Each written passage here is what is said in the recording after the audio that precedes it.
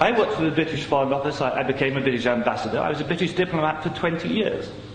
I was always very patriotic to be British. I was very, very proud. I remember when I first became a British ambassador and first went out in my own flag car with the Union Jack flying on the front as the ambassador, you know, I had a lump in my throat. It was a proud moment for me. It was only 6 months after that I discovered that in the country where I was ambassador, we and the Americans were shipping people in order for them to be tortured. And some of them were tortured to death. Now, as you may imagine, my worldview changed.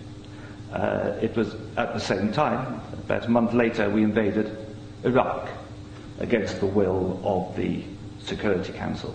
Not just without permission of the Security Council, but in the full knowledge that if it had gone to the Security Council, we would have been voted down. And I, as a British diplomat, saw all the internal memos that went through that decision.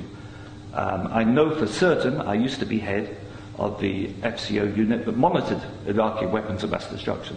And I know for certain, I can tell you, that they knew there weren't any. It wasn't a mistake, it was a lie. I think it is impossible to be proud of the United Kingdom. I think when we invaded Iraq, we did to the United Nations what Hitler and Mussolini did to the League of Nations. And I think what we've done since, where the truth is often much hidden in the bombing. If you look, Libya, disaster now, we bombed it. We killed 15,000 people when NATO bombed Sirte, something they never told you on the BBC. And did we make it better? No. I saw in Uzbekistan, I saw the gas contract signed by Enron and a company called Unocal, which George Bush Sr.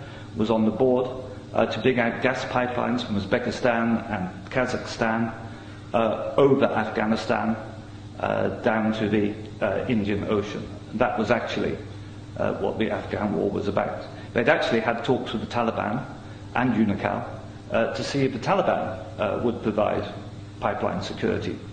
The person who held those talks was the consultant for Unocal, who was a certain Mr. Karzai, who, after being employed by George Bush Sr. as a consultant, went on to become president of Afghanistan.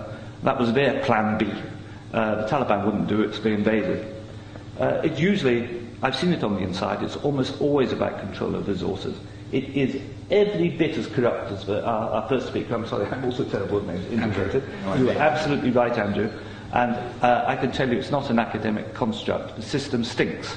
Westminster stinks. The British government is deeply, deeply immoral. They don't care how many people they kill abroad if it advances them. And anybody who votes no is voting to support a psychologically flawed, a pathological state, which is a danger in the world, a rogue state, a state prepared to go to war to make a few people wealthy.